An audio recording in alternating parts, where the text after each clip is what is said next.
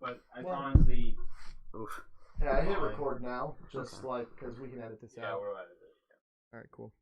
Editing, stupid. Raw footage. That's what we're here for. Well, this is the start of the podcast then, everyone. Hello. Newbie. Wow, what a start. And then, I feel like Joe Rogan. You should get definitely close to calling because you're like on the side of the mic. Yeah. Watch out there. If this is Joe Rogan, we should definitely have more weed. I mean, And so like, how much do we want to talk about and- DMX? and also like I was gonna say, DMT. or like last time, Corbin sometimes would like end up. Well, I mean everyone did it for parts of the time, but like Corbin would be like, Leaning way back, and yeah. then like come back in, like that just kind of really. Yeah. Well, at least that, with that Everything came back at microphone, different volumes. yeah, you could like tell that he was doing that. All right. Yeah, Fair I'm enough. not gonna pick up. Oh, I'm not gonna pick up mic audio. Right. I don't know if there is. If I you want, wasn't picking it up. do you want to Google? No, it's good. It's good. All right, is everyone ready? In the future, we could look that up. But I God, think that there's was an bad. option. Yeah, we'll figure it out. Still recording. All right, is everyone ready? Yeah. Yeah. Well, it's really. I mean, again, since it's my computer, it's super easy to edit the file. Yeah. I don't have to wait for uploading. Hello and welcome to the third episode of the Five in the Midfield podcast. Today, I am joined by Noah, Matt, Yep. Corbin, Yellow. and we actually finally have our fifth person here today. We have Colin back from his injury, How's it going? originally reported as a migraine / the coronavirus, I believe. We did find out it is not the corona. Not yet, at least. So he gets to come this time. All right, so I figured we would just get right into it immediately, and we're actually going to start the segment with start the show, I should say, with a segment that Matt specifically wanted to do. You want to talk about Jack Grealish. Yeah, this dude's a fucking dog. Okay. So, Today Let's is Sunday the 16th. Aston Villa just played Tottenham. Jack Grealish did not miss a touch. He's been doing it all season. But first of all, that game should have been 10-1 Tottenham. They missed 10 solid chances between Dele and Son. But without Jack Grealish, that game would have been 10-1. Aston Villa did not have anything going forward that wasn't through Jack Grealish. Everything in the final third for Aston Villa was a perfect touch from Grealish, slipping something in. He orchestrated the game perfectly. And when Villa go down next season, where is he going to be is my question to you guys. Is that a hot take? They're 17th right now. Okay, so And that involved West Ham winning. did it really? Unfortunate So- for you, isn't it? I mean, also, let's mention, he has led them to the Carabao Cup final. Yeah. As a team about to go down, he has led them to the final where they're going to inevitably get destroyed by City.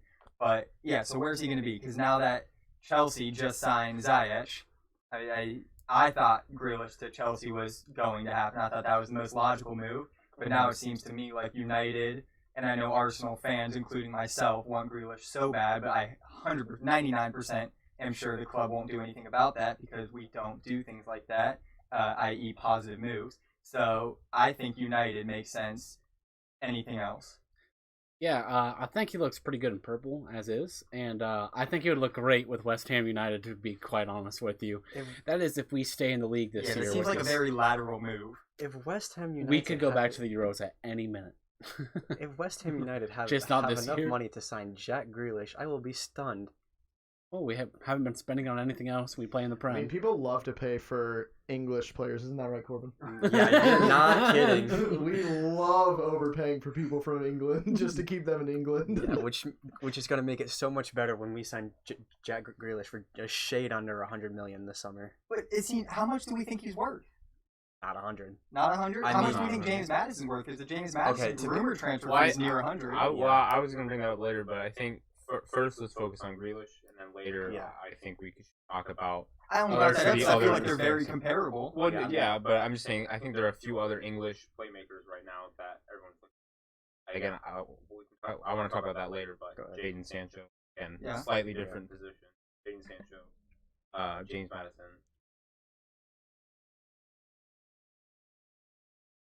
English No. playmakers. I would say not those just three out are of- the young ones Right. that everyone's looking at. But again, let's focus on Grealish. I mean, that's all I had. I just wanted to point Well, out what that team? Well, I mean, what team do we think he's in? it makes sense for United to me. Yeah, It makes sense for Arsenal too, but like I said, Arsenal don't make good moves. in that aspect. So I think United are going to go all in on one of these playmakers. I Well, mean, I think the thing with United is they're going to have to decide where you want him to play. Because if you want him to play on the left-hand side, is Rashford going to have to move? Because we saw earlier this season, Rashford is better on the left-hand side than he is through the middle. And I think if you try to play Rashford back through the middle, Grealish out left, you're limiting Rashford. And then I don't know if you put him at the 10 after the signing of Bruno Fernandes, because now you have two number 10s, unless you want to play a 2 number 10, and then pray to God Fred can hold down the back half of the midfield. I think one thing I'd like to mention is this Grealish kind of hurt himself. That was just the way he play. But does anyone signing them have a problem? Free flowing on the left side for him. It's Cam. He plays attacking mid on the left side. They just give him that freedom to move wherever he wants. And that they do that. That's what their team whole built around. That is their tactic. Any team that he goes to, I think he's a harder player to slot in. You have to build a team around him almost. So for United, could you not put Rashford on the right and let Grealish go on the left then? Well, then that's the issue, because United are also heavily linked right now with Jadon Sancho. I don't know. You're not getting both. Okay, I mean, to be fair, we don't know, because I mean, we have heard thoughts that Daniel James is doing borderline nothing for Man United. So do you let go of him already? He's not going to go for much, 20 million maybe. I would like to point out, while I was looking up, literally just now, I was looking up things about Hakim Ziyech. The Sun literally have reported basically a couple minutes ago that Jadon Sancho has actually his agents have begun talks with Chelsea as well the Vecino, is that how I say it? Vecino? The Italian player, correct? Yeah. So apparently the Vecino deal is close, and Sancho's agent has begun talking to Chelsea, according to the Sun, as of today. Well, these dudes are playing FIFA out here. Well, when Matt brought it up earlier, I was going to say at some point, but or whoever said, Chelsea, he's not going to Chelsea now. I think that it's important not to rule that out at all, because they didn't spend. I saw my tweet. They didn't spend at all in January, and they should have offloaded some in January and brought some people in, but they're going to need to offload. They're going to offload in the summer, and they have more to spend because they didn't spend in this transfer window, and they've had saved up because they haven't been able to have any transfers. So I honestly think, and from what I've read, Chelsea could sign another big star. I mean, the Ziyech fee wasn't huge, but they can definitely sign either Sancho, Grealish, or Madison if they want. Who are they offloading then? Because they still have Hudson-Odoi, they still have Pulisic. Where are they slotting these guys in? Well, they're going to offload the older talent. They're going to let Pedro and William. Sure. Yeah, Pedro and William are going to fly. I would have to imagine. I mean, it'd be a complete change in the lineup at Cam. Would you let go of Mason Mount, or would you keep him and just let him go on loan? They'd almost have too much. You're talent not at that point. they don't. Yeah, I was going to say They don't loan him out, and I think Chelsea likes Mason Mount a lot. I don't see them. Frank Lampard definitely likes Mason Mount. Yeah, I was going to say I don't see them getting rid of him. So if he has a say in it, I would totally agree that there's no chance. Is Hudson-Odoi gone? Do you think? I mean, that's what I'm saying. I think Chelsea. I mean, everyone just seems to like Frank Lampard. So if you're English player, sorry. So, I mean, it's possible, but I think that Chelsea has the biggest problem if they try to sign anyone else that big.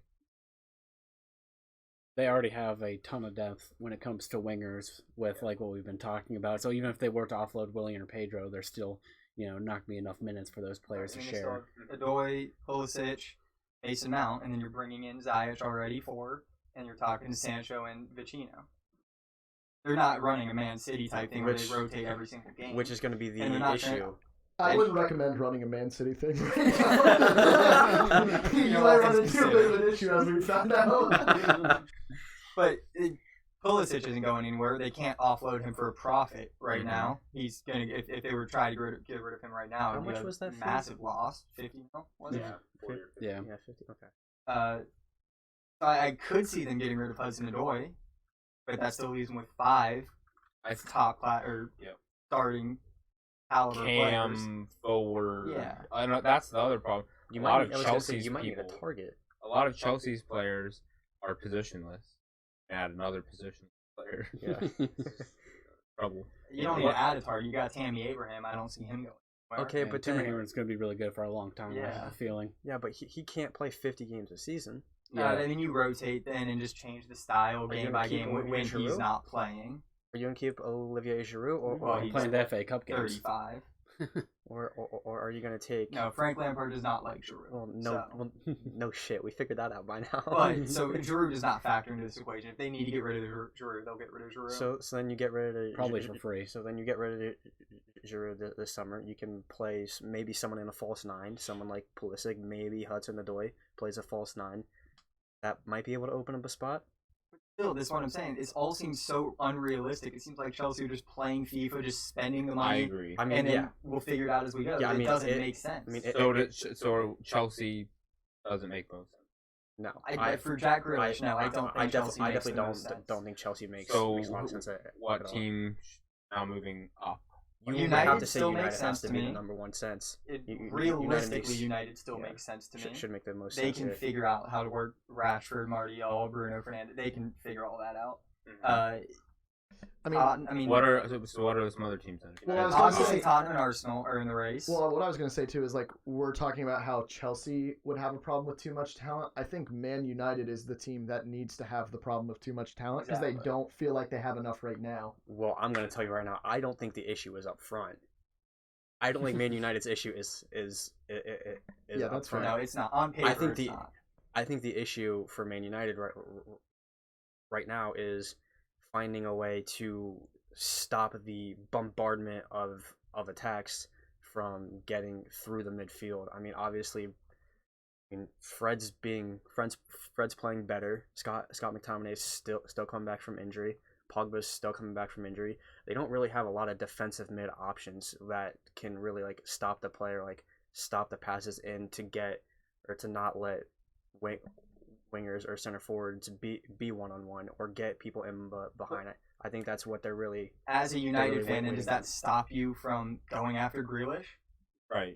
I mean, probably not. No. Okay. But at the same. So United still makes sense for Grealish. Well, all that being yes. said, Yes. I mean, obviously, I you can move one or two players well, around. well, I'm not going to say no. Okay, you have Harry fucking Maguire as your center back. You do have some issues back there. I can literally say anything, and I can make 100 reasons What? why it doesn't, why we don't need Grealish, and I can make 50 million for why we do. So, I just I don't mean, know. I see what you're saying, and I agree. Problems are really not in Yeah, the but- attacking but- United. gonna say But the thing problem isn't is, the attack. I honestly think Virgil van Dijk could become available. Let's just say for like same fee as Grealish. Let's just And make sure Manchester we're United- talking plus- complete hypothetical here, Well, right? yeah, but Okay. I'm just saying Okay. Thank the way God. Manchester United has been recently, they just seem to very minimally care about the back line or Yes, defensive clearly. midfield. Yes, And clearly. so, like, again, a top class center back could be available, and they'd probably just focus on Grealish. Yeah. I think that's. I mean, Yeah, he's a So flashy player exactly, and they have money to spend. I agree with you, Matt. I think that Manchester United makes sense because they want to sign him. But I also understand Corbin. It doesn't make sense from like a coach's because we perspective. truthfully don't. Well, we your center don't backs are desperately ass. need it. Like, I mean, I mean, Well, and it's a Harry different Maguire- topic, but what other center backs are you going to bring in? Oh, I don't know. Yeah, So, there's, I mean, it's a, There's no one I mean, else. there's right not now. a great market for I mean, literally center fight- backs who want to leave. Bro, their literally club. fight have tooth been and nail for talking Koulibaly. about. Yeah, I was gonna say people have been talking about signing Koulibaly for like 3 Yeah, seasons now. and at this He's point, really- yeah. I have a feeling he's not getting out. Well, Like, literally fight this Koulibaly. summer is the summer that Koulibaly Yeah. leaves. Which is I this mean, when his contract ends? Is that why like he? No, it's because Napoli is is a Napoli's dumpster pretty much- fire. Yeah, Yeah, it's all going so down the drain. It's definitely not just Koulibaly leaving. I mean, they're going to lose hundreds of millions worth of firepower this summer. Yeah. All right, well, let's transfer. I know we started kind of going to Man U, but let's go back to Chelsea for a second because, I know we wanted to talk about Ziyech specifically and what he might bring to Chelsea, but we already kind of discussed that a little bit, and we can discuss that more. But I want to transfer now to the first Champions League game, which is Chelsea versus Bayern Munich. And I know, like, Colin, you watch probably the most Bundesliga of any of us in here besides maybe Corbin, so I guess I wanted to get your opinion first. What do you feel like is the big difference maker in the Chelsea versus Bayern Munich game, just like as a general starting point? The biggest difference is easily going to be the defense because when you're facing Bayern Munich, you're going to give up goals no matter who you are at this point with all the weapons that they have with Kingsley Coman returning, Serge Gnabry, Lewandowski, and that's not even naming even close to half the players that can score any given minute of the game. So I do think it's going to come down to the defense there because Bayern Munich, they have a pretty solid defense all year so far. Chelsea so far, I don't know who's going to be able to keep up with their wingers. Because right now, don't they pretty much just have on the left wing Marcos Alonso, right wing Cesar Azpilicueta, like last I checked. But I don't see any of those guys being able to closely go. Reece James, was it left? Yeah. So I was just gonna say, young guy, yeah. To kind of like go on with Colin's point, Bayern Munich right now, their top 3 scorers are Lewa in 10 goals in 5 games. They have Gnabry with 4 goals in 5 games, and then they have Tolisso with 2 goals in 5 games. That's Champions League. That's Champions League only. Champions League. Yeah. Chelsea have Tammy Abraham, Jorginho, and Azpilicueta all have only scored 2 goals in 6 games. So like Lewandowski literally has scored more goals than all 3 of those players just by himself. Yep, he's pretty good. So, I mean, obviously, yes, Robert Lewandowski is really good. But, I mean, to Colin's point, like, you aren't really going to stop Bayern Munich from scoring. So, Chelsea is going to have to try and find scoring from somewhere, which is, I mean, obviously, we're not going to do predictions right now. But, like, that's why, for me, for example, like, I'm not going to predict Chelsea to be able to win this because, like, I don't know how Chelsea finds scoring because they're struggling to find scoring, like, in general. It would just have to be completely random. It would have to be Tammy Abraham. There's the attack for Chelsea completely on their game 100% against Bayern Munich. It's something you can't predict in this matchup. Chelsea randomly finds scoring to beat Bayern Munich. But that is kind of how they've been rolling. Yeah, I was going to A say. lot of their games They're have gonna been play. really just ugly. Somehow they end up winning, or at least drawing. But I agree with Colin. I think the most important thing here is going to be either way you look at it, the Bayern wide players going forward or the Chelsea back or wing backs. Because, for instance, Reece James is not healthy, and Emerson also is. I think he is healthy now, and he might be able to play. He's listed as healthy, yes. Yeah. So if they have Emerson and Reece James, that's a big boost. But I still don't think Bayern. And then if it's Alonso and Azpilicueta, that's like half the speed of the other 2 players. That's even worse. Yeah, I was going to say kiss it goodbye. I was going to say they might have a little bit more experience, but literally speed versus Serge Gnabry, or, I mean, even Alphonso Davies is now playing left back for Bayern Munich, who, by the way, was god-awful at it at first, but the last month or so, he's been phenomenal of an outside back, and he fits right in now.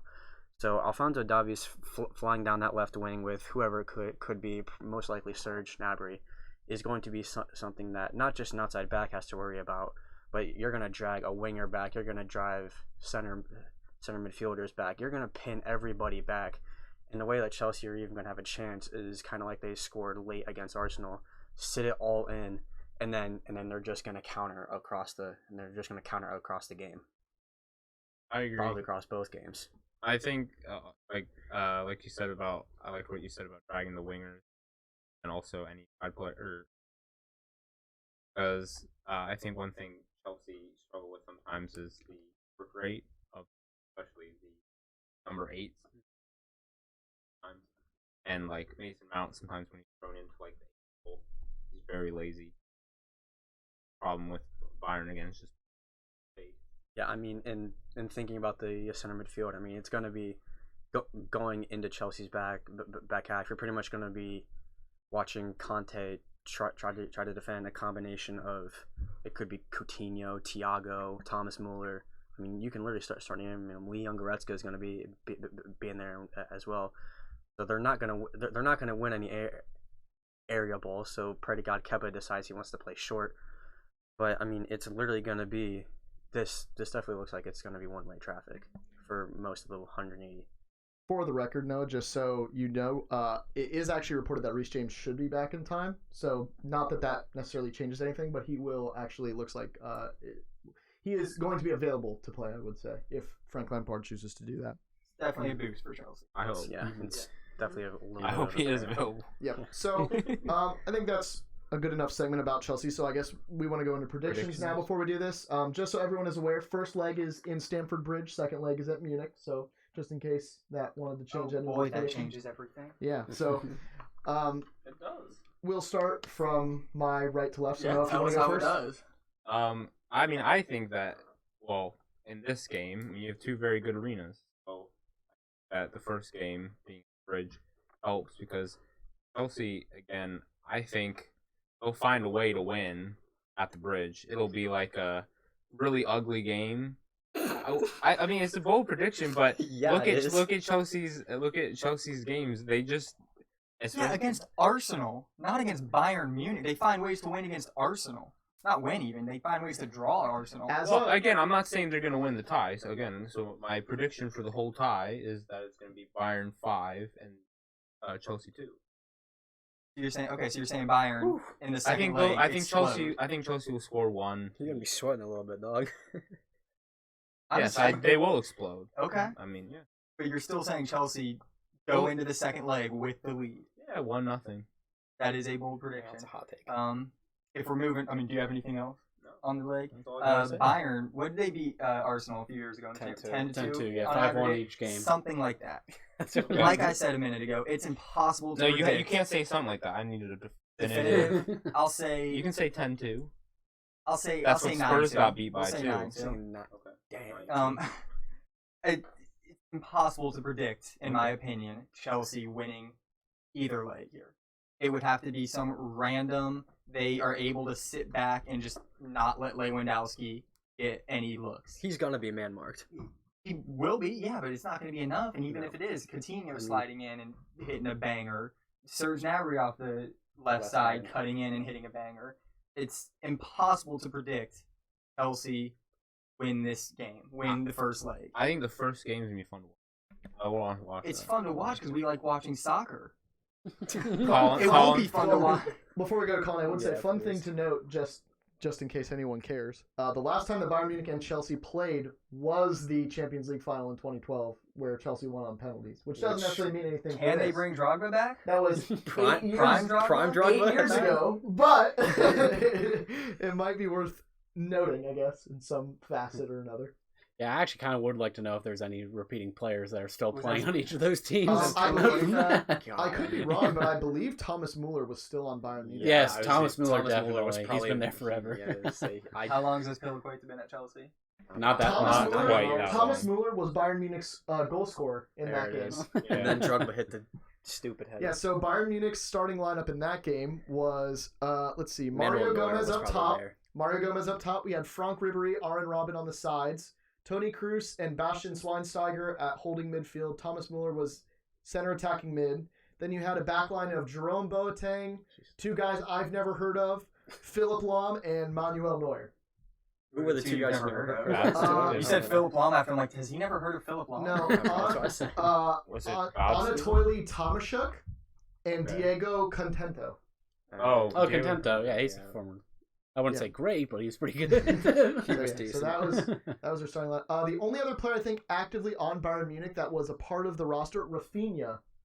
Is he still on? I Bayern? think he did transfer. I Yeah. think he went to Yeah. the I mean, nobody Prometheans. cares, but like, Yeah. no, that's fair. Yeah, that's fair. the one. No, but I mean, Frank Lampard was there.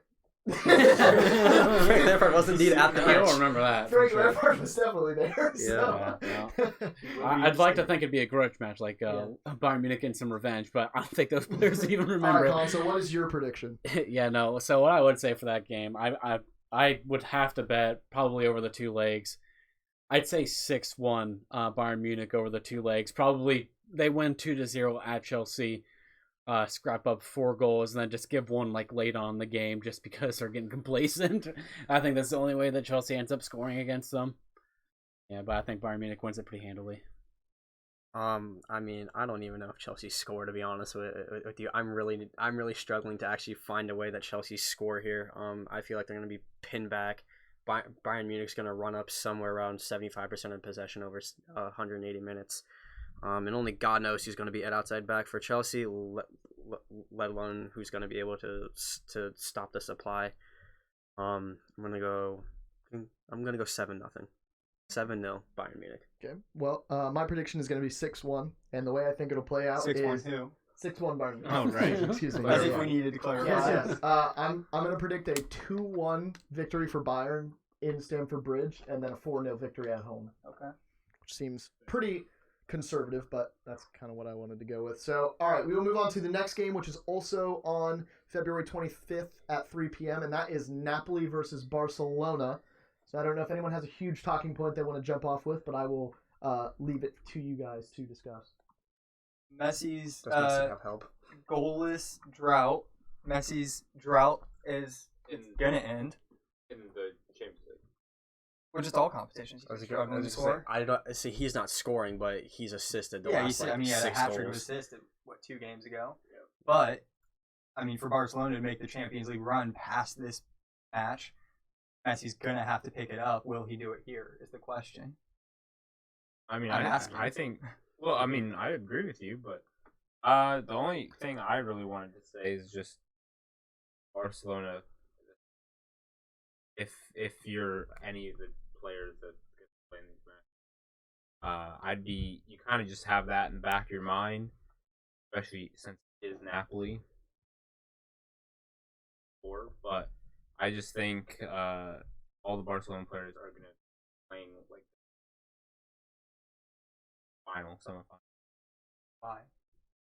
Because even though they might think that they're the better team, obviously, they have gotten beat by teams that they should have wiped. Barcelona's had a plethora of failures this year. No, I know that. I just wanted to Yeah, I know was why gonna say that. this matchup in particular, the players are going to be stepping up like that. They So you need think- to. They have to. They have, yeah. But Yeah. you think even if Messi continues to not score, it won't matter. Barcelona players are going to step up and. No, Fix it. I am worried for them. Oh, okay. So Yeah. you think it's going to be a tight tight? I think it's going to be tighter as usual, kind of now with Barcelona than they want. Okay. For a team of Barcelona's caliber with the players that they have, they should win games easily. With Antoine Griezmann, Luis Suarez, and Lionel Messi, obviously, they should blow teams out of the water, and especially with a struggling Napoli side. But I mean, the Napoli side has scored more goals in their own league than, or actually in Champions League than Barcelona has so far. I feel like when we get to the predictions, wrong, but I have a feeling the predictions are going to be closer than the Chelsea and Bayern. Oh, significantly. Oh, sure, for sure. But if you think about just what Barcelona is and what Napoli is, we'll probably be confused by that.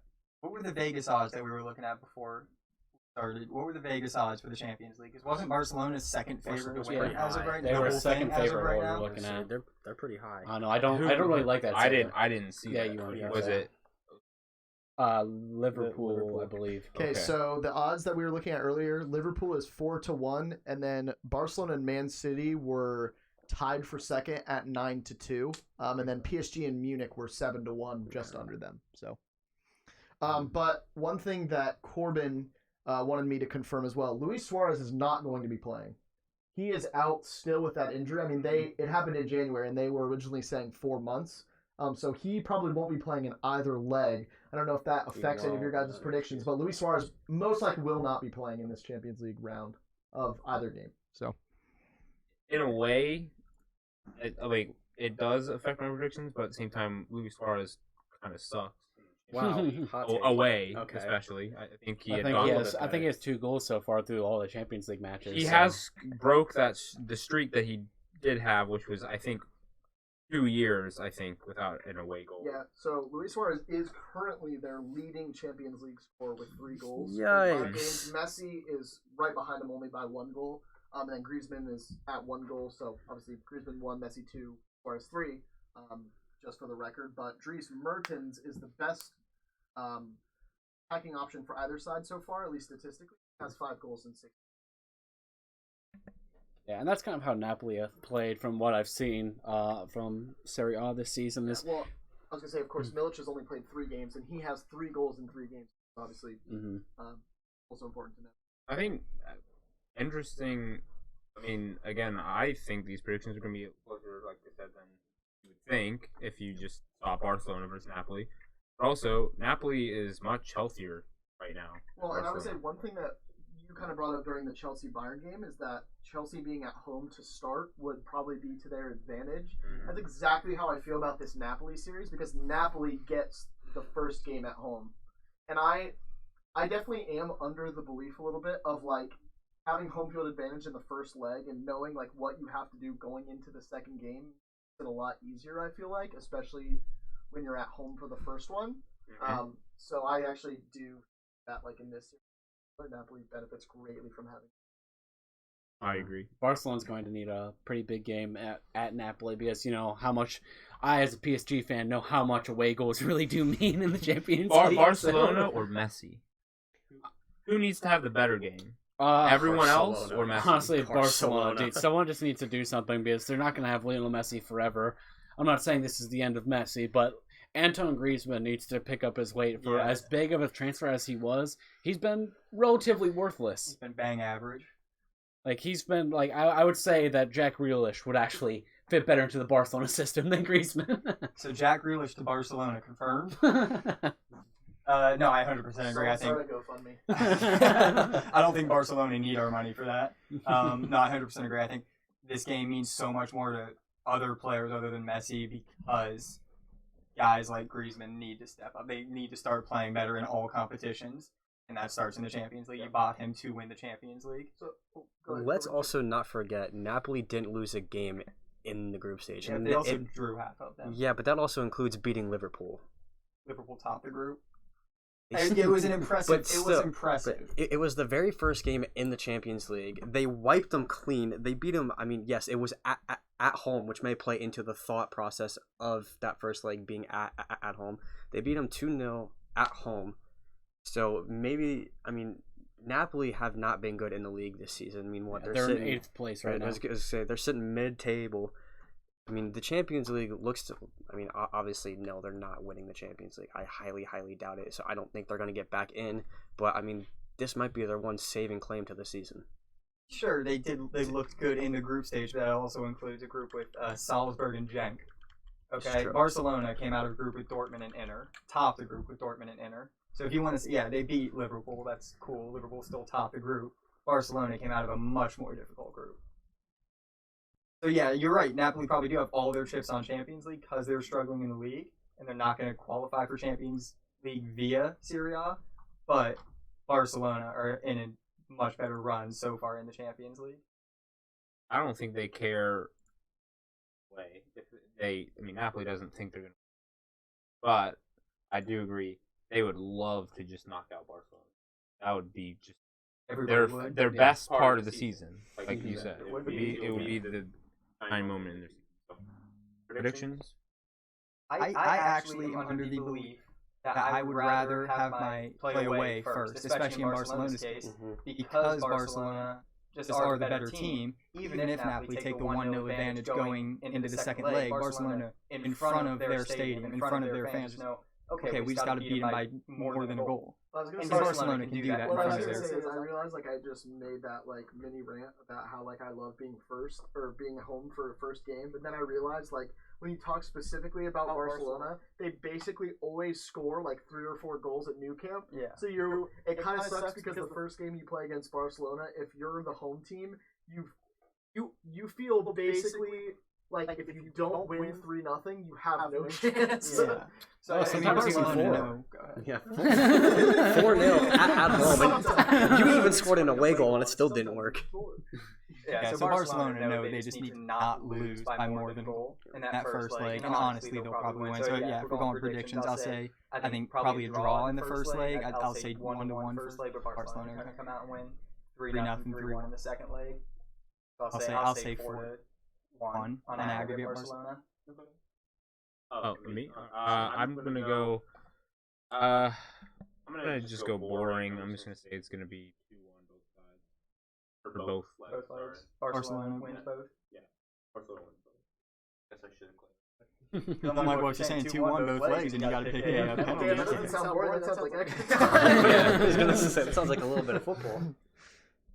No, I'm feeling a pretty dull tie just because it's two teams that are struggling in their leagues. Now, struggle's a little different for each of them by definition, but I think I'm gonna go ahead and say 3-1 over 2 legs for Barcelona. Just 1-1 tie in Napoli, and then a 2-0 win. Just pretty easy stuff, honestly. Corbin? I'm gonna go Napoli wins the first leg. I'm gonna go 2-0 at home, and then I think the second leg of this one is where Messi decides to actually turn up and turn it completely up back to level 10 and take it over, scores a hat trick in the second leg, and just takes it out. That is a very specific prediction, and I'm here for it. And that's how we like them around You here. put money on that one? Just love a good narrative. So, Yeah. but yeah, so my prediction, unfortunately, is very similar to yours. Not as in depth as like Messi scores 3 goals or whatever. How many I does mean, he score? personally, if I got to choose, I'd rather have Neymar come back and score 3 goals. But what I will say is, I think Napoli will win the first leg at home. I think they could win 2-1, maybe a 2-2 draw, something in there. But again, like how you guys were saying with Newcastle, I don't see a way that Barcelona loses at their own stadium. So I would say like probably a 3-0 win for Barcelona at home. So I'm going to go final prediction. I'll say 5-2 just to be safe, but I would say. All right, so we can move on to the next game, which obviously just a day later we have 2 games. We have Lyon Juve and we have Real Madrid and Man City. I want to start with Lyon Juve because we'll get into Real Madrid and Man City game when we talk about the Man City fair play and all that stuff that we'll kind of segue into. So This one's going to take about 17 seconds. let's start with Lyon and Juve. And Colin, do we have much to talk about with this? Does Lyon Does anyone- stand a does chance? I mean, Lyon's not even competing in League One at this Exactly. point. They have too many injuries. Too many injuries to talk about. If we're cool, I think a lot more fun talking about Man City and then also. So predictions for Juve. Pretty much. I mean, the only thing I will say, just in defense of Lyon, like they did get unlucky with some injuries, and if maybe they don't even have to be doing as well in the league if they wanted to maybe do some magical run in the Champions League, but. So predictions. I'm gonna go. I think. Although obviously he's on a scoring streak, so it's how he's feeling in the Champions League. But I'm just gonna go 4-0. Not too high scoring. Okay. But just 2-0. I'll go exact reverse, 4-0 Lyon. You are No. absolutely No. not. How much did you drink last night? Enough to make me a believer. No, give me 5-1 Juventus. I have a fun prediction that I'm going to do. How many penalty goals does Ronaldo score over both legs? That's the better question. So I'm saying 5-1 Juventus. I think Ronaldo penalties account for. I got 2. I got 1. It has to be 2. I got I'm saying 1. 2. Yeah. No, what are we thinking? How many Ronaldo penalty kicks? Honestly, just think one. It's Champions League. You guys, It was does really your guys' good. number change if I just say all Ronaldo goals? Ooh. Yeah. It absolutely does. That He's been on an was absolute like tear. a little bit of like a subtle roast that I just said. No, yeah. I mean, he's been, what is it, 10 from his last 10 in the league? Yeah. No reason why I didn't No, score not days 10 in because his he last didn't 10. He play. scored in 10 straight. Yes. Yeah, so if they're scoring 5, he's Mm-hmm. getting 2 or 3 of them. So, Colin, prediction? Man, I'd love to see a League One team go far, but I don't think that one will happen here.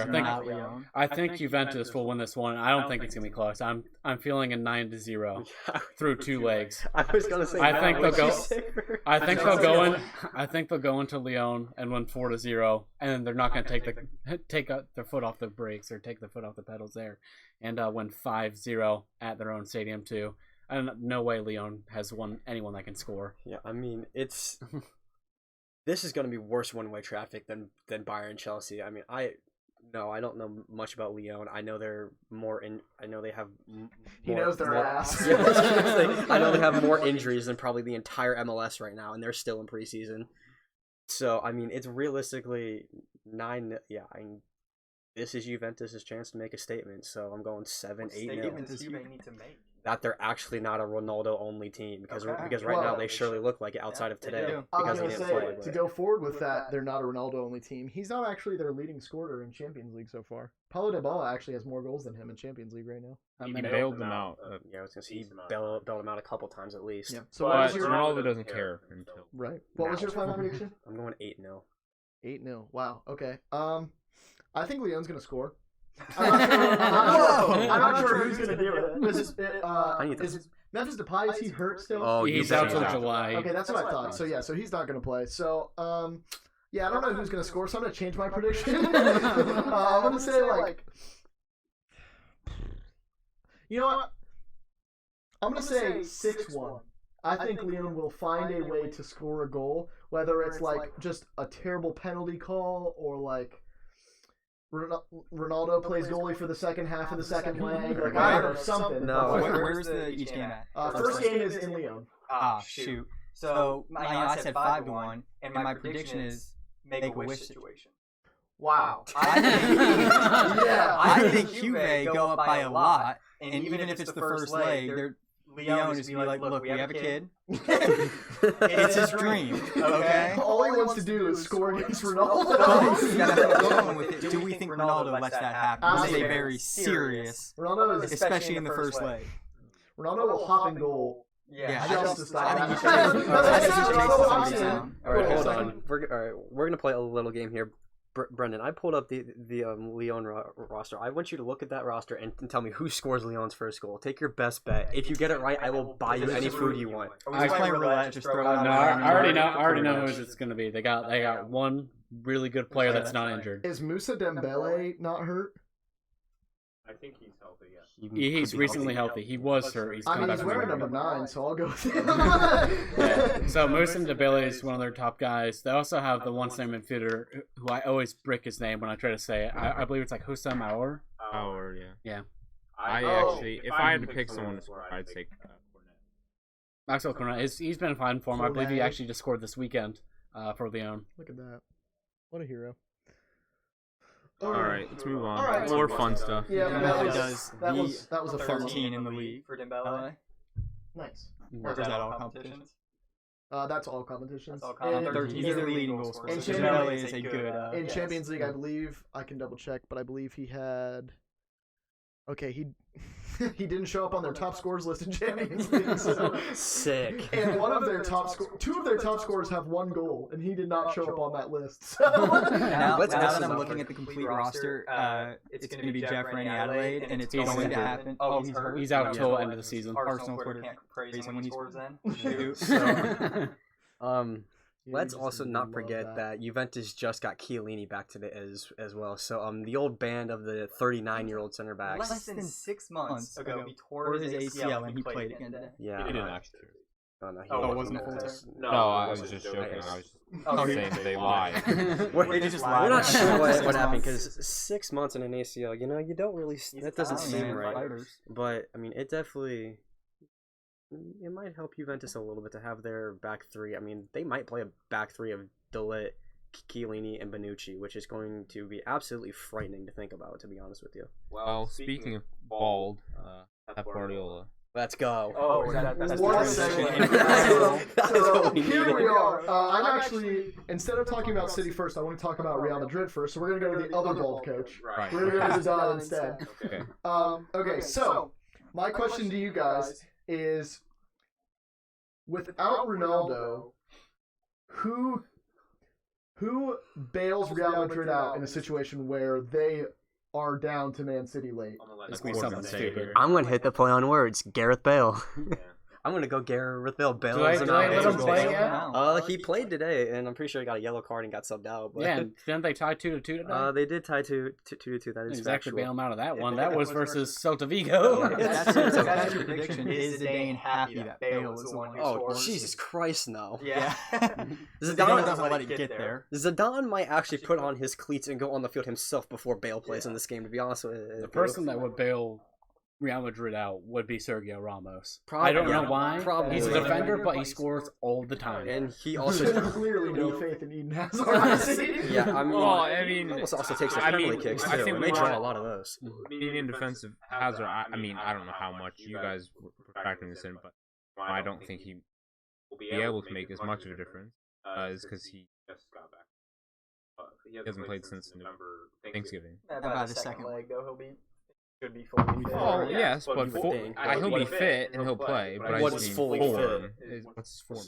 Yeah, so what is fully fit? What is form? Because I mean, let's not forget at the beginning of the season, the dude looked like looked like Adam Sandler got a buzz cut. He's also not used to injury.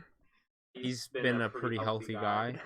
So, and I mean, as funny as that is, like to joke about, like to be honest, there are certain players that, well, especially him because he doesn't get injured that often. Certain players, they're fitness freaks, stuff like that. Mhm. Hazard's he relies, I think, more on his talent more than anything. So an injury, how that affects him because he really doesn't get injured. He gets kicked all the time. Yeah, he gets kicked about 19 times a game.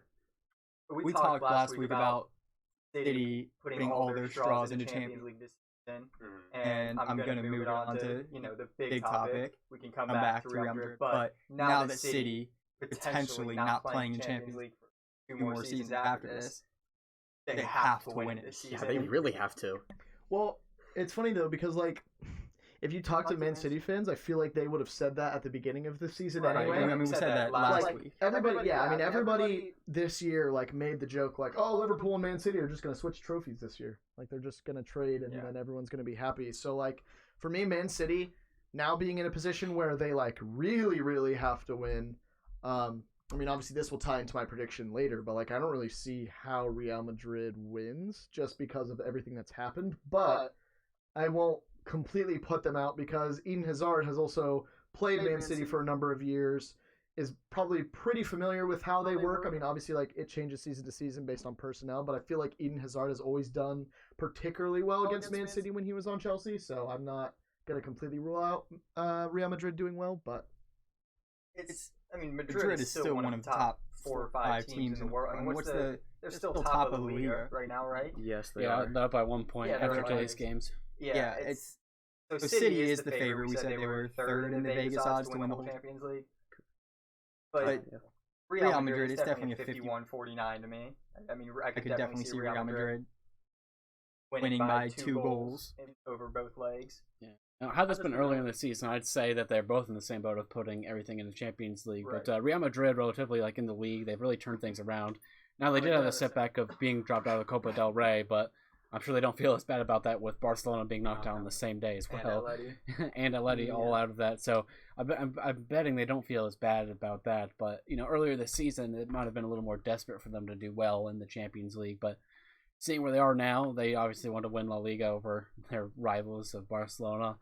But I don't think they're going to have quite as much in this game as Manchester City is, because with the chances of never playing in the Champions League, because if they could be moved down to a lower league, is one of the other articles that came out about Manchester City, and they're at least going to be out for another 2 years. A lot of things could change with personnel leaving because they want to play in the Champions League, because everyone on Man City, they are players that are Champions League quality. But we can get into that a little bit later as far as where we see it going in the future. We'll get into that next, for sure. I mean, we can do predictions and then talk about Manchester. I think Manchester we're talking about more. I think it's interesting just how Ronaldo left. Real Madrid is still a good team. I think that obviously Ronaldo took them from being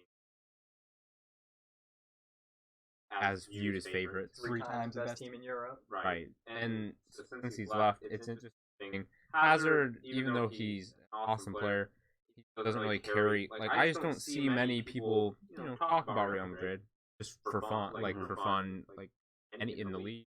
Like, no one really seems to care that they're top. More like Barcelona's doing terrible, or that they're not able to be top. So I just think it's interesting because I think it's going to be a good matchup. I do still. That is true. I mean, Ronaldo left and took half of the talking points of Real Madrid away. I mean, he was the face of Real Madrid, pretty much the face of world soccer. He's gone. Real Madrid become significantly less relevant worldwide. But like you said, they're still top of the league. I mean, Zidane is still managing. They're still making Champions League runs. With Zidane, they're the best team in Europe. I mean, in the past, took them 3 straight Champions Leagues and not the manager last year, and they failed out, right? Yep. So back this year, he could very easily pick back up where he left off. I want to bring up a quick question. What do we think Real Madrid? How do we think Real Madrid are going to play this tie? Like, are they going to give City the ball and try to counterattack, or are they going to go straight up with them? Because I mean, Luka Modric is not the player he was before he won the Ballon d'Or. I mean, Well, I think it's pretty blatantly obvious. I don't think Real Madrid really has an option because their first game is in Bernabeu. So like, I feel like Have to take Yeah, if I you was going if to you say they don't have to go for it then. if you don't go for it in the first game, you're just gonna get rolled in Etihad. I feel like, especially with all of the things that have happened. Like this is something I was talking about earlier too. Like the narrative part of it. Like with everything that's happened for Man City in the past couple days, like week or whatever, you already know that the Etihad is gonna be completely sold out for this Real Madrid game. Like, Sure, not they that- need it. Not that it Are you wouldn't. sure about that? Not that it wouldn't anyway, but I'm just saying, like, I don't see a way in which, like, I mean, the game obviously like isn't sold out. It's two of the top 5 teams in the world in a very, very crucial Champions League game. Obviously, then with the weight now being that Man City might not get to play in Champions League for the next 2 years, like every Man City fan, casual or not, I feel like is pretty all in on Champions League at this point.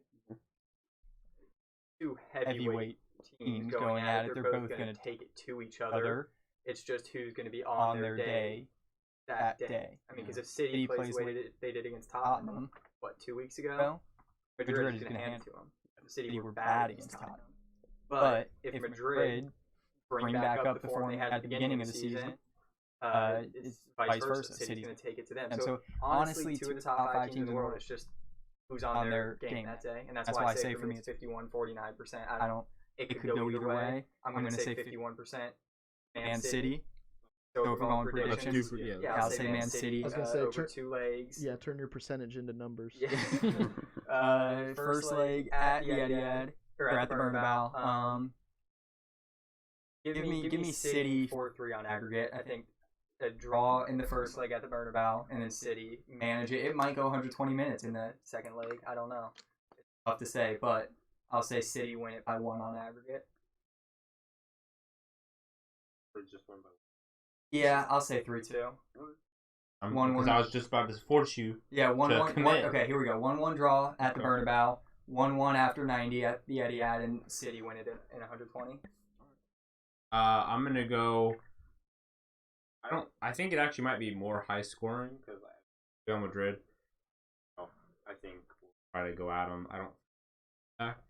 And Manchester City very much will do when they're at home because I think Real Madrid has a better defense, especially and also positions that they're in. So I'm actually gonna go with a 5-4. A little more high scoring. Manchester City. Yeah, I just want to see how this kind of affects the mental of Manchester City. Just with all of a sudden, with this coming out, that their futures might be at risk. A lot of these players might have other things on their mind. Obviously, when you're in the game's the only thing on your mind. But going into it, it might affect their training, might affect how they're practicing. And they haven't been tested since this news has come out. Now, unfortunately, in between that game and now is the West Ham game for Manchester City. Real tough one. So I want to say West Ham's going to test them, but I do want to see where their mental is at during that game for sure, just to see how the City players are taking it, and actually I want to see how the City fans are taking it because I believe that game actually is going to be at the Etihad for West Ham and Manchester City. So, see how the fans are taking it. Let's see if they bring out any signs or if there's a lot of booing of their own players and stuff like that. So I am really interested to all that kind of narrative that goes into it. But I do think Manchester City, knowing what is on the line for them, I think they just have to give it their all this season. So I do think they probably will end up winning this one. I am thinking it's probably going to be pretty similar to what Matt was saying. I'm thinking it's going to be probably a 4-3 kind of game. Probably Real Madrid winning the game at home 3-2, but then Man City winning on away goals at a 2-0 home win for them. Corbin? I'm gonna be honest. I don't know how. I mean, Karim Benzema's on fire this season too. Yeah. He has been the biggest beneficiary of Cristiano Ronaldo leaving, considering Ronaldo pretty much took his spot for the last season and a half at Real Madrid. But I mean, looking at Manchester City's defense, I don't really know who's gonna handle the pace of Hazard, Vinicius Jr., Rodrigo's out there as well. Bale will be out there potentially. I For mean, 20 minutes each game. yeah, I was gonna say for maybe 45 seconds. But I mean, if he gets one good run at someone like Nicolas Otamendi Otamendi hasn't been playing for City at all. or even at Ben Mendy, like if it's anyone but Kyle Walker, Bale will win a 1v1 battle. But I mean, I don't really know who on City's defense is gonna look that good, so they're gonna have to have the ball a lot of the game. I don't know how much they'll be able to do that in the first match, especially being at the Bernabeu. I'm going to go Real Madrid win this one. In total, I'm going to go 4-2. So, yeah, it's kind of tough for me. Like, You two seem very on the fence. About City and Real Madrid, like as far as who we think will win. I'm leaning more towards City. I just think that Manchester City, like, with everything that's happened, with all that they have to play for, like, I think Real Madrid is good, but the way I see it is in the past few years, whenever I felt like Real Madrid was in a position where they were out of it and then they ended up winning, it was because of something that Cristiano Ronaldo did, whether it was like getting a penalty or whether it was like a free kick or just a timely goal or a timely hat trick or like whatever the case may be. And not that Real Madrid has seemed any worse without Ronaldo. Like, they certainly haven't seemed like they've really lost too much footing, but I don't know that they have a player who can do it. I mean, Gareth Bale is like obviously he's the very obvious candidate to do it, but I don't think he will, which is why I'm going to say Man City will win 5-2 over 2 legs. So that's actually, that's Pretty bold. sacrifice. I'd say most That's people would say that's decent. pretty bold. Yeah, no, that I would would be a say little that most high. people say that's bold, but What happens in the first leg in Spain? in Spain, I would say 2-2. Okay. And No, then just a 3-0 City, I think City scores 2 goals really early in the third game, or maybe just 1 goal really early in the second game. Excuse me, not the third game. And it kind of just like, I feel like it kind of just puts Real Madrid out of it. And then, obviously, like, it's normally after the 75th minute, if you're already winning in a Champions League game, you almost basically always get at least 1 more goal just because the other team is sending like 10 men forward at all times. I wish that was true. Fair. Well, it was for Barcelona. So personally, I just feel like it'll be a very close contest the whole time, like about as close as 5-2 could be, but that's going to be my final prediction. So that was the last Champions League round of 16 match, right? Right. Yes. I think what did we say last week for Valencia and Atlanta? I think we were split on that, right? Yeah, we split we 2-2 were on both that. said- Yeah. So outside of that match, we picked the favorite in every single matchup. Well, excuse me. Wait, what did you guys say No, I'm about talking PSG over Dortmund? both. You I said picked Bayern would win over both we legs. all Okay. picked PSG. You guys all Yeah, picked PSG? hold on, wait. Oh, you guys. Hold on, Wait, actually, wait, you no. Dortmund, didn't you? I You did took pick Dortmund. Dortmund. Yeah, that's right. So we had I'm no sorry. pick Dortmund. Everything else was we all picked the favorite. Before we go any further, since we all kind of agreed after the show that we just kind of absolutely punched PSG in the mouth for not being good in We Champions League really, the past few years, I do we want to give Colin 90 Wait, seconds hold to on. talk Before- good about PSG? Yeah, before we do that, though, Colin, I'm going to rifle off the 4 predictions from the first 4 games, and you're going to very quickly, without explanation or anything, score and who wins. All right, ready? Oh, let's go. Atletico Madrid, Liverpool. I got Liverpool 3-0 Okay. Over both legs. over both legs. Yeah, pretty Okay. low scoring. both legs only. Dortmund, PSG. I got PSG winning 7-6 over a thriller of Holy 2 let's games. go. This is That what was- we want. that That's was- the one we that want was right by there, far boys. the most exciting prediction of any prediction that's been made so far. Yeah, that's Atalanta, fire. Valencia. I got Atalanta winning. They just scored too much. Probably about 4-2. I was really hoping you were just going to hit me with who cares? All right, and Tottenham, Leipzig. I got Leipzig in that one. I got them winning 4-3 over 2 legs. I think, did we 2-2 split on that one Yeah, too? we Because I was think gonna Noah say, and I me said and- Tottenham, right? Oh, okay. I picked Spurs. No, didn't we, you? Oh, me and okay. Matt said Leipzig. Oh, we said Tottenham. Yeah, Okay, okay. yeah. Makes sense.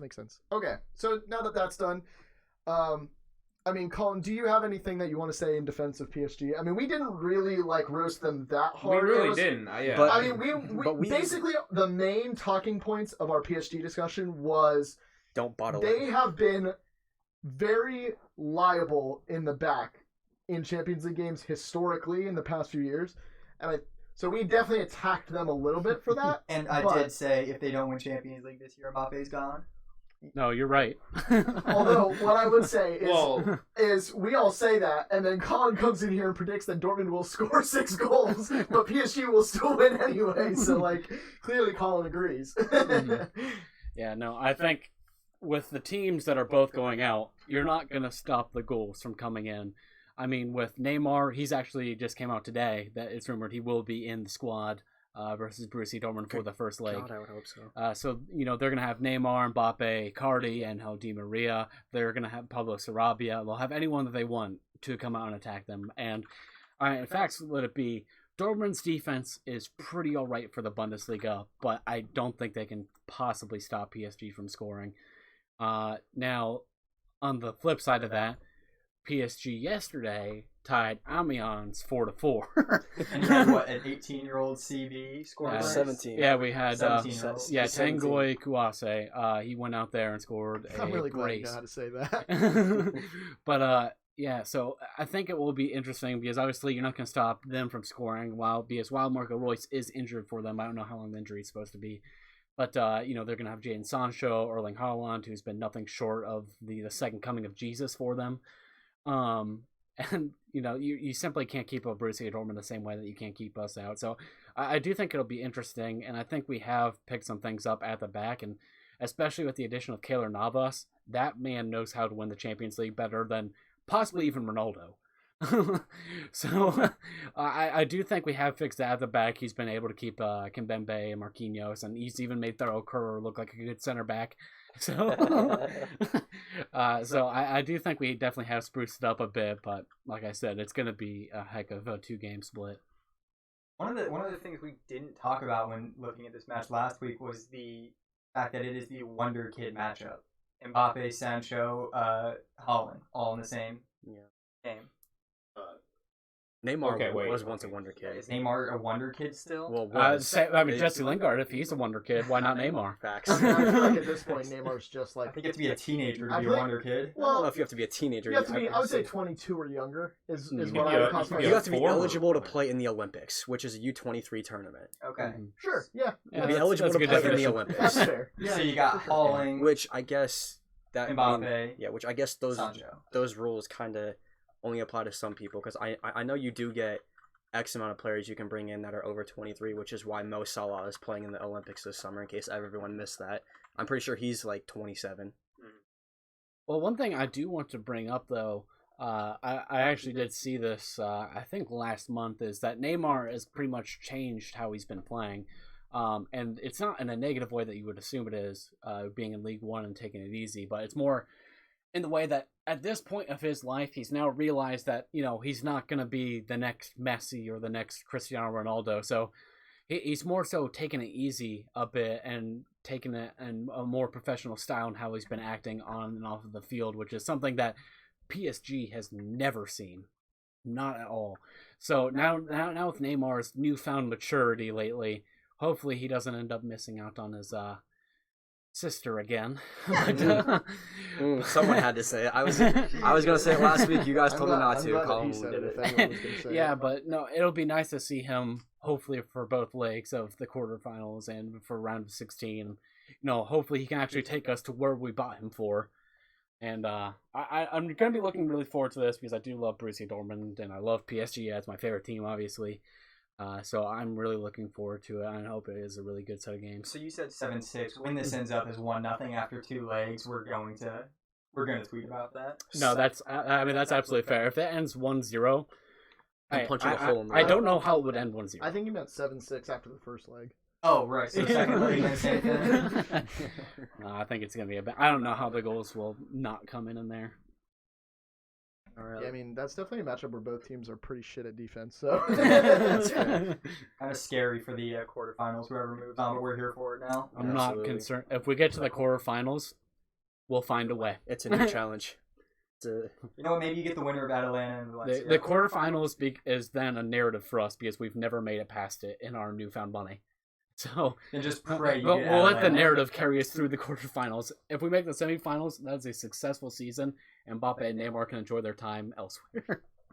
Alright. We will have to find mindset someone has to. completely changed from PSG. We need to Do we move want on to talk Manchester about City. financial fair play Yeah, for the last little let's We do bit? need to move on. So to before we Manchester start, I'm City. going to read the like quote unquote official statement from UEFA, just so we're all clear.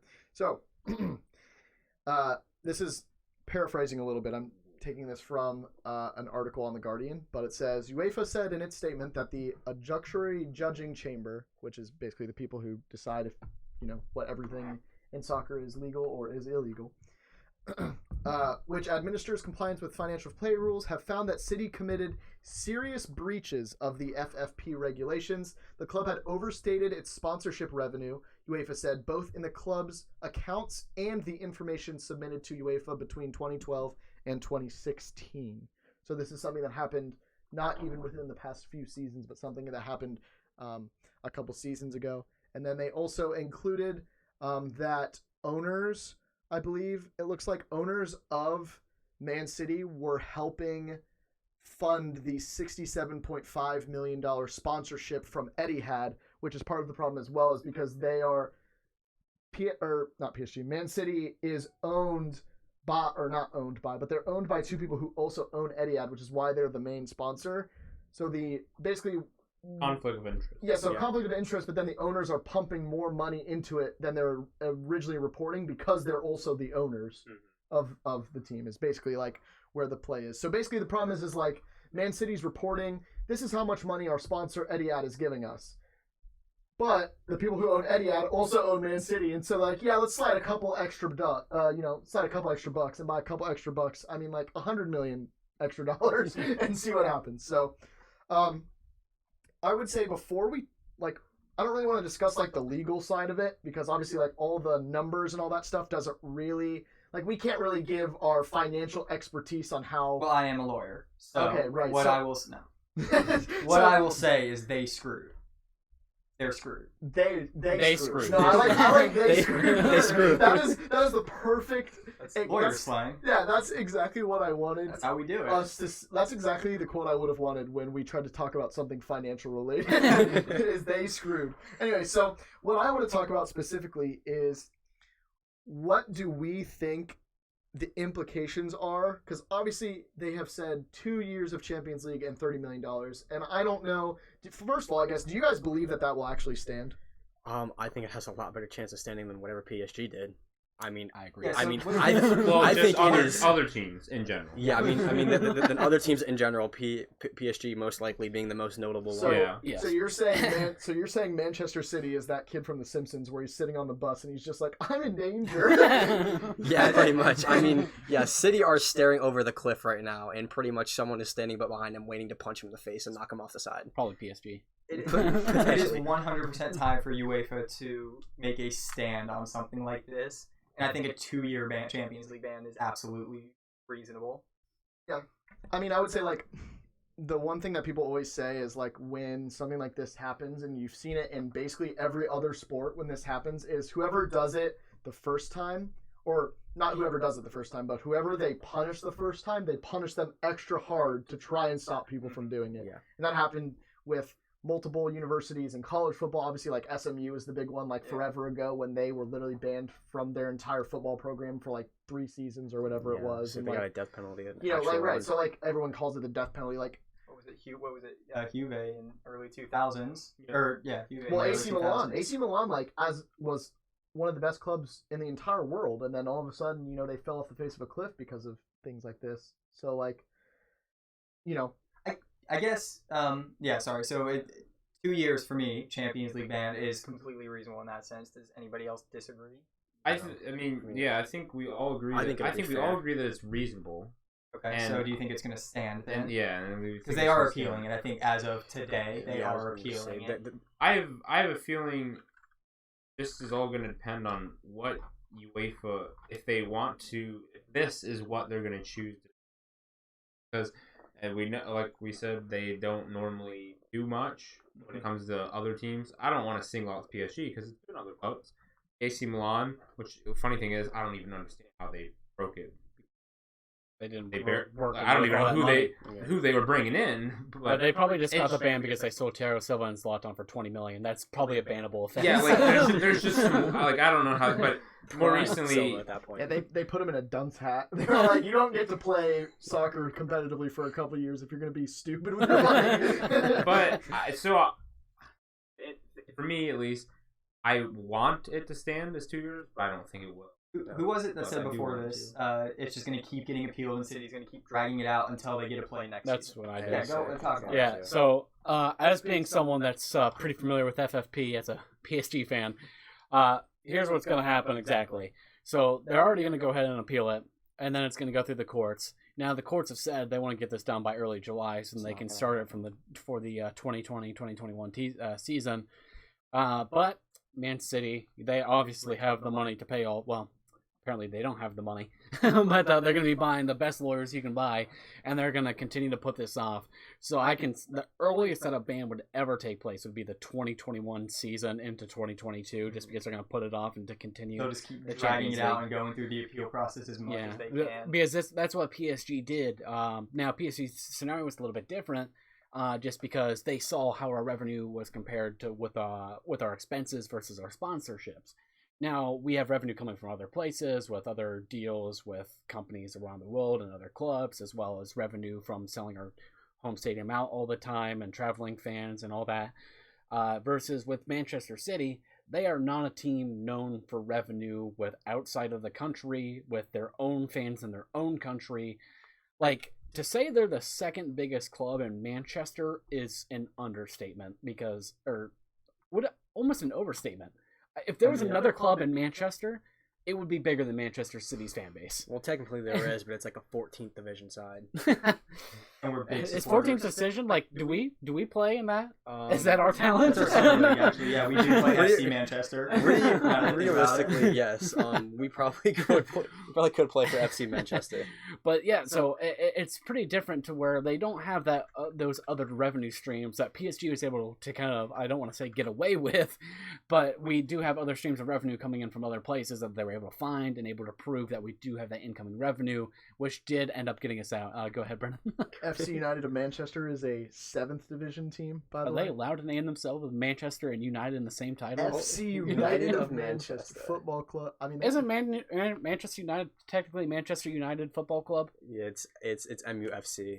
Yeah, so that would be that's pretty- FCUM. FC United of Manchester. I think that needs to be more professional team names of whatever of the city. I like that. Their last fixture was a 1-1 draw against Basford United, just in case anyone cares. I don't even know who. I actually had the over on that. Well, Matt, were you one of the? I lost some bets on Matt, were you last one of night. the 4,400 people in their stadium? No, I wasn't able to attend that game, unfortunately. That's but I basically did, like just a really big set of bleachers, by the way. 4,400 people. Texas high school football is laughing at that. Yeah. Their stadiums are massive though in Texas. Well, I looked it Thomas up a Worthington long might be time laughing ago, at that. and the reason why they're able to get away with that name is because Manchester United wasn't called Manchester United at first, so they weren't able to boom trademark that. History lessons with Noah. Keep going. That's all I got. Yeah, but They're not a very storied football club. Anything else? They haven't really Who's their done much. founder? No idea. Were they one of those teams that was made in 1900 as like a group of steel workers came together and just started a team and it built out of that? That'd be pretty much. Okay. So kind of back to Manchester City though, is they're gonna have less routes to get out of it than other teams like PSG or like Real Madrid have. Because they don't have all those extra streams of revenue outside of their sponsorships to kind of go through. Of course, that is if it's the case. We haven't seen the full breakdown of all the financial reports and all how that's gonna turn out. But just based on how it's looking like from the outside looking in, it's gonna be a little more difficult for them to get past it. And that's where I was kind of talking about earlier, as far as the mental of the players, like. All of a sudden, these players don't know what their future is looking like with Bernardo Silva, Sergio Aguero, Ederson, Americ Laporte. I mean, you could keep on listing off all these names that are Champions League caliber names. And, they don't know where they're going to be at next season, whether it's going to be Manchester City. And the article that you retweeted Let's get to that later. Let's get to that later. Yeah. Stay tuned for that crazy shit. I was going to say as well, I don't know if this is actually true. This is being reported by an English journalism thing, but I'm reading here that English journalism thing. I'm really sold on this. Manchester City fans apparently, and I don't know if any of you guys have seen this. I have not seen this personally, but people are saying that Man City fans are claiming that the FFP has been hijacked by UEFA to ensure that only elite clubs stay at the top of the game and don't allow newly wealthy clubs to break in. Basically, their point is like Man City will never be able to escape being a new team or never be able to escape FFP because they're not an old established club. I feel that. Well, they are. they are an old club. They have. They're just not good. Yeah, It's definitely not what it is. So that seems like the wildest conspiracy ever. Man City being big is huge because of an American fan base. I don't know about an American. They came into relevance at the same time that European soccer was getting big in America. I don't know what their American fan base is compared to United, Arsenal, Tottenham, and the rest of them, but I have to assume that they have... There's a better percentage here than there is in Europe. Exactly. I have to assume that because of their new relevance, they have a big American, Chinese, just all those countries that got into soccer, world soccer in the last 15 years. That conspiracy seems completely ridiculous. Yeah, well, just to cite my source, I wanted to point out it is Talk Sport, which is a different soccer podcast. Yeah, I do want to say one thing on that, though, is I don't think it's a conspiracy. I think that's just how the world works. Just like with PSG, they come into newfound money. RB Leipzig, they came into new money. Man City, new money. Chelsea, relatively new money. But all those teams are, at risk of financial fair play, and they're essentially playing a catch-up game because all these other teams, they've been at the top of the leagues forever, like Juventus, Manchester United, Real Madrid, Barcelona. They're always going to have money because they've always been at the top. To get to the top in this day and age with how much money there is, you have to do a massive, massive investment, and you're always going to take a loss on it at first for the first couple of years, even the first decade. So it's not surprising to see this happen to teams like Man City and PSG, because you have to play catch-up if you want to compete on the biggest stage. So you have to buy those massive players or massive contracts where you don't have the exposure yet, but eventually you will. So I think it is just an interesting scenario. While I am for FFP trying to keep things even, it seems like they need a better system to do it because it's still crushing the teams that are beneath the current powerhouses.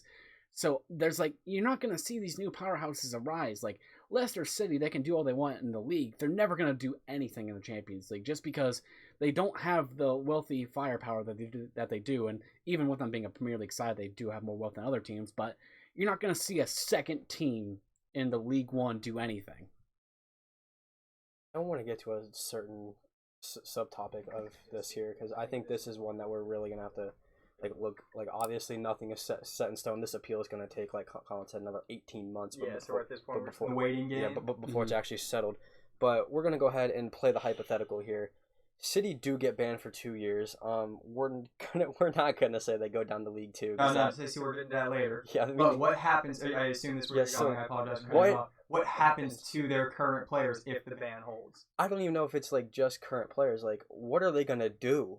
Because you have to think David Silva's already on. He's on his way to Orlando. Yeah, I was gonna say he's already got Miami. 1 foot in South Beach. I guarantee you, he might have already bought a house for all we know. But I mean, like we said, Kevin De Bruyne, Sergio Aguero, even players like Gabriel Jesus, Angelino is not he's not a high quality outside back yet. Is he coming back to Manchester City if they can't play in the Champions League? We don't even know that. There is potential harm, and let's not forget the man at the helm of all this, Pep Guardiola. We're not even sure if he's going to stay around that much longer. Pep Guardiola, at least Pep Guardiola specifically, there's so many teams that would want him as their coach. Yeah, the way he's talking about it, he's just up in the air himself. He's like, I can get fired easily. Why are you saying this? Which makes me think if this is dragged out long enough, at the end of this season, if they don't win Champions League, he might just be like, yeah, I'm not doing this anymore, and then he might go to, who knows what job is going to be open at that point. PSG could. Very realistically, yeah. Now, let's think of this. What if Pep Guardiola just made it jump and said, I'm going to bring a team back to relevance, and goes and takes over AC Milan? I would like that. That would be very fun. That I would bet be Man- something, I but bet Man United he would- needs money I over bet Man there. United would be looking at a new coach. I guarantee we should be looking at a new coach by summer. How I about don't- that? Straight from Man City to Man United, just dodging some financial fair play rules. I will and kicking it in Manchester. Doesn't even have to buy a new house. Doesn't even have to Okay. move the kids out of their private school. Like, we're in a good spot. I will guarantee you whoever was the guy that threw the beer bottle at Di Maria is throwing 17 at Pep Guardiola the first game in charge. All right, so what happens to Pep? What happens to the players then? If the 2-year ban, Champions League ban. I don't even think the Stands. 2-year ban has to happen for this to cause a muck. You know, I mean, these players, all these players some of them are are gonna go heading into anyway. like their prime of the career. Yeah. Like Sergio Aguero, like they don't want to go That's through right. that. Yeah. Sergio Aguero, I know he made the promise in the article this years ago about I'm staying here till we win Champions League. It's looking like that could be put off for 2 years because something that's out of his control. So he might just want to move on to greener ventures. Well, I would say too, Man City has a lot of international players, like more than I think any other club that at least that I can think of as Have to far as imagine. like I mean, importing they, players. they don't have a lot of English talent. Right, as so- far as I can think Yeah, of. so John Stones and Kyle yeah, Walker. so my thing is like I could be wrong, but I've always had the feeling that most international players want to play in their home country. And so like as soon as something like this happens, I feel like a lot of these players are immediately going to be looking to kind of either go home or go to a different team potentially in the Prem. As far as how many players actually get out, like I would say it's not necessarily going to be like a high number. Like I wouldn't be surprised if it's like 5 or 6 players maybe get out or something like Just that. the top ones, probably. Yeah, like players that really, really need it. Or like Sergio Aguero is a good example because he is already, like 31, 32 years old. Like he's already Something like at the that. point where he's got like 3 seasons left maybe of being like a really good striker. Where like I could definitely see a case where Sergio Aguero goes somewhere else. Like Sergio Aguero would be like a good fit on a Spanish team, like maybe Atletico Madrid. like Well, Atletico Madrid, for example. Yeah, so Aguero, and like I think a lot of people forget about this. I mean, again, that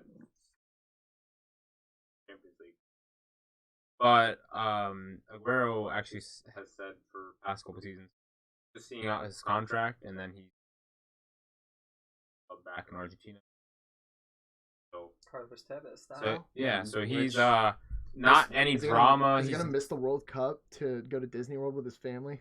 He's on full Carlos Tevez. so see like I mean I actually think it's gonna be way more people that leave because the top players obviously are gonna go, but then also you have a lot of people that are getting old. I mean, no one cares, but Fernandinho, Aguero, again, Aguero probably doesn't care at all because even though he already has his plans, he's getting old. He just wants to play in Argentina for a little bit and then retire. His contract. And then there are a lot of other players that are exactly like that at Manchester City. So- People don't really think about it. So what you're saying is Raheem Sterling back to Liverpool. Well, saying see, he Raheem would be one of the Sterling's top like- players that Yeah. is going to move. Bernardo So- Silva as well. And Yeah, Raheem exactly. Raheem Sterling back to Liverpool. I don't actually want that. And then what German team does Leroy Sané go to? Bayern Munich is going to be Dude, all over that. Leroy Sané tomorrow. can go back to Bayern Munich. PSG gets Kingsley Coman back. Sounds like a win-win to me. What You about know? De Bruyne? What about De Bruyne? Where's he go? Back to Chelsea. Oh, dude. Back to Chelsea. Hold on, wait, back now, to, back to now, VfL Wolfsburg. here's my question: when does he leave? Ooh. if it De Bruyne. stands, If he leaves this summer, if it stands as of now, if he would be leaves this insane. summer, Real Madrid. He's Real going to Real Madrid. Madrid. I mean, my thing is That'd this be isn't easy money for them. this probably isn't a thing that happens until summer of 2021 though, because like Yeah, I doubt that they this- again. I know they say they want to get it figured out, but like that shit never happens on time. No, Corey. like All right, so we've all pretty much said we're just gonna have to wait and see. Now let's go to what we tweeted about, where we quote tweeted the other day. New article comes out, says, what is it? The FA, English FA, might send City down to Division 2, to League 2. What the fuck is that? You're gonna send Manchester City down? What is that? 4 divisions I don't- because of this? I want to see Mixed Discarud come back to Manchester City to have to play. He's still rostered on City. Yeah, Mixed Discord would be the only one there still, and he'd Yeah. be playing in Division 2. They'd I probably be don't- pretty happy. I Mixed don't get that at all. Like I feel like there's no way that happens. I don't you're even know It's where a it complete came from. hypothetical, and that's why I said it's complete clickbait. That's not happening. Whoever tweeted it out, I can't remember who it was. It was goal. Goal. Yeah, goal.com. or A whatever. couple. I mean, Goal is a pretty reliable Yeah, so source. I've That seen being it a said, couple I don't- times. I am sure that so that it's you're right, it it's is a definitely reliable source. possible, but I am sure that topic was brought up in a discussion. Somebody's like, "Yo, they could send him down to League Two," and Goal's just like, "They might send him down to League Two." It's like, no, they're not doing that. It's complete clickbait. The FA might ban or fine them. Jesus, they might fine them, but they're not sending them Yeah, down to see, League I Two. like even Goal's not reliable. I just want to say goal is popular and it's reliable in the sense that like Sergio Aguero scored 2 goals today.